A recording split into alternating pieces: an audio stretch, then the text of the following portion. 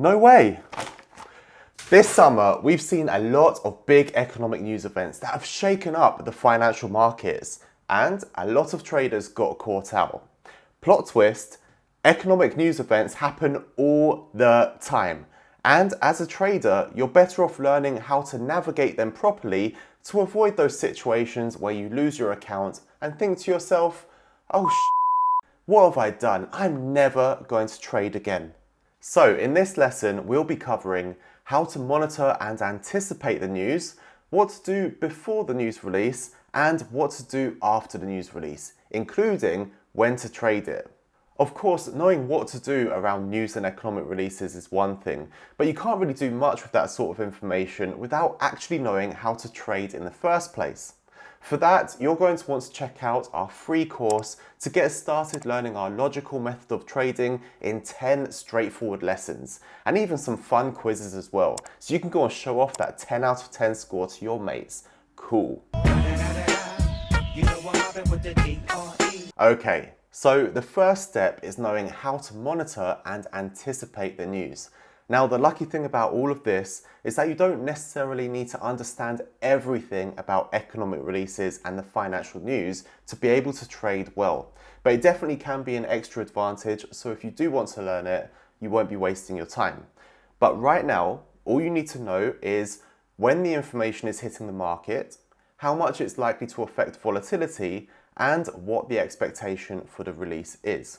There are lots of expensive ways to monitor this information, but luckily for us, there are some free tools that do the job just fine. And in this video, I'm using the economic calendar at fxstreet.com, but there are other free economic calendars available online as well, and we're not affiliated to this one. So in the calendar, here we can see the time of the release, and make sure you're in the right time zone. We can see the amount of time until the release takes place, the country the release is related to, the name of the release and the period of time it relates to, the expected volatility of the release, the previous figure, the consensus expected figure for this one, and then once it's released, you'll see the actual figure appear here. As a general rule of thumb, the moderate and high expected volatilities, which are the orange and red bars, are the ones that are likely to disrupt the market. However, they're only going to disrupt the relevant market, obviously. So, for example, UK retail sales, like you can see here, are very unlikely to heavily disrupt dollar-yen. So you need to be aware of which releases are likely to affect the market that you're trading in. And then these are the releases that you need to look out for. Now, there is a little quirk here that we have to keep in mind. And I know what you're thinking, quirk in the financial markets? Never. But it's true, and the quirk is that sometimes the volatility of a data release will vary from month to month depending on how important it is to other bigger things that are taking place. Now that's a bit of a mouthful, so let's break it down. So for example, if a central bank is monitoring unemployment to decide whether to make a policy change, the unemployment data is likely to be more volatile that month, and inflation may be less volatile during that time. However, if the central bank at another point in the future is more likely to be monitoring inflation for that policy decision, then this will be relatively more important and will likely disrupt the markets more. Also, there are situations where a specific piece of data in an overall release is unusually important. For example, throughout 2018, rather than looking at the unemployment rate or the number of jobs added to the economy, the more important piece of data in the overall US employment situation was the wages figure. So overall, it does help to be following the financial news, at least at a basic level, just to understand the important context at that specific point in time. Well, didn't you read the Financial Times this morning? Never do. Well, you're a banker. Surely you read the Financial Times. Can't understand it. Full of economic theory. Why'd you buy it? Oh, you know, it's part of the uniform. It can help to get notifications of these releases, and there are plenty of free tools out there that can do this for you. But I'm old school, and I just use a calendar app. I input the release myself, and then I give myself alerts. And the timing of these alerts will depend on what we need to do before the release. So, there are two scenarios I want us to keep in mind. The first one is for situations when we're already in a trade leading up to the news release, And the second scenario is for situations when we're not in a trade, but we do have a potential setup coming up around the time of the news release. Now, before we get into this, I have to point out something really important. So I'm going to put it on the screen in extra bold, so even if you're watching this on a Tamagotchi screen, you still get the message. We prefer not to trade during disruptive economic releases. Now, I know some people love trading around news releases, they think it's great, but with the Duomo method, we prefer to avoid these situations for three very important reasons. Firstly, we like to trade what we call steady state markets, but news often causes herd activity, which is less predictable and doesn't tie in as nicely with the Duomo market theory. Secondly, the market reaction to news is not always rational. This means even if you think it's going to be predictable, it will often do the complete opposite of what you expect, and you're sitting there like, what the hell? And thirdly, if the outcome of the release is a big surprise, the price can fly through your stop loss without it being triggered, and you'll lose a lot more than you expected. You'll get that big slippage. So with that out of the way, let's jump into scenario one, which is where we already have a trade open. The first thing to keep in mind here is the time horizon of your trade. If it's a trade that you're expecting to have open for weeks or months, then it's likely that the news release isn't a major factor, unless it changes your analysis. So in most cases, you can just ignore it and keep your trade open. But if it's a short-term trade that would be disrupted by an intraday spike, then here are some things that you're going to want to do. So if the trade has only just been opened, or is still near the entry point, or in a loss, then I would prefer to close it. You can also choose to put a very tight stop loss on it, but this is likely to get triggered anyway with the fluctuations around the economic release, even if it's in your favor, and it also still puts you at risk of slippage happening and losing more than you would expect. But in those golden moments when you're already in profit, you need to assess whether a negative move from the news could affect the whole situation and if it's therefore better to exit.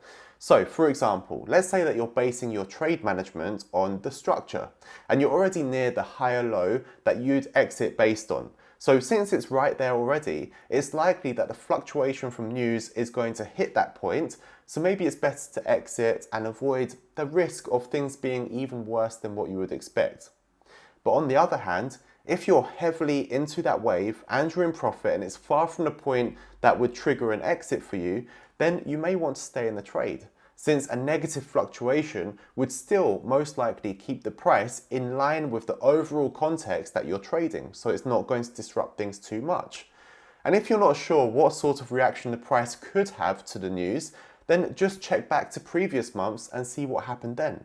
In the economic calendar, you should have a button, like you see here, to go back to previous dates, so you can check the last time that the release came out and you can cross-reference that to the charts and see what happened in the market. And in fact, checking the previous releases, regardless of what situation you're in, can be really helpful, because this is going to help you to determine how much time you need to give before the release takes place.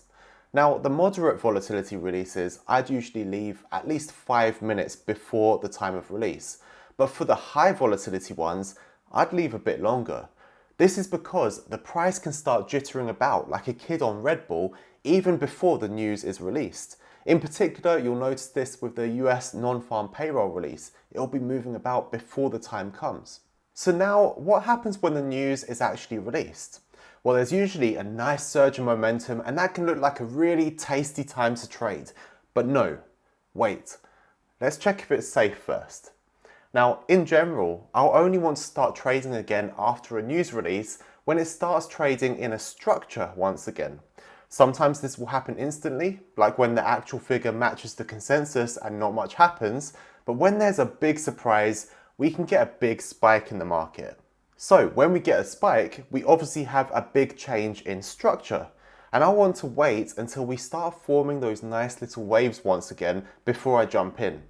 For this, I'll probably go down in time frame so I can see on a smaller time scale whether the price is back to trading in steady state markets or whether we're still getting that volatility. However, on occasions when there is a huge spike, like what can happen during NFP, there can be an opportunity there if you play it right. since there'll usually be some sort of correction after the initial spike as people screw their heads back on and realise that maybe the news isn't as bad as they originally thought. Now in these situations, I'll wait for the initial volatility to happen, the crazy bit, and then I'll move up in time frame, usually to the hourly chart and above. And by moving up in time frame, I'm normalizing the spike. So I'm moving up to a time frame where that spike becomes not much more than just a regular candle. Then, if I find a setup, I'll open a trade based on that, doing something that we call trading the fade. In other words, as that spike is being faded, in the right situation, I'm going to trade that to take advantage of the correction. But word of warning, you first need to make sure that something massive hasn't changed in the fundamentals. For example, an interest rate change is likely to have a much longer lasting effect in the markets because it's actually changing the economic environment, rather than a data release which is just reporting on something that's already happened. Also, with central bank activity, there will often be a press conference after the initial announcement, and that press conference can still also be extremely volatile, so it's often best to wait for those to finish before you jump in and do anything in the market. So essentially, with the high volatility releases, I'll go back to trading once the market falls back into steady state and continues building structure. The amount of time that takes will vary depending on how much the market is adjusting based on whether the release was far above or below expectations. Or alternatively, when the market spikes heavily, I'm waiting for the initial rush of volatility to die out and then finding a time frame that normalizes the spike and finding a setup to trade the fade based on that. So there you have it. In a nutshell, those are the basics of what I do around economic news releases. We covered what you should do before the release, during the release, and then after the release. So hopefully this should help you be more prepared in future. But of course, sometimes things will happen in the world which we can't anticipate. I know, super selfish and inconvenient, but it's just not possible for us to predict and prepare for everything. So instead, just make sure that you keep an eye on your risk management, so if the unexpected does happen, you can still have things under control. And let's not forget as well that a lot of the time, these disruptive releases can actually be great for our trading. You know, in situations when it helps to add some life into the markets that are flat at that point in time, or creating setups and opportunities that weren't there before. So don't despair, there are always two sides to every coin in the financial markets.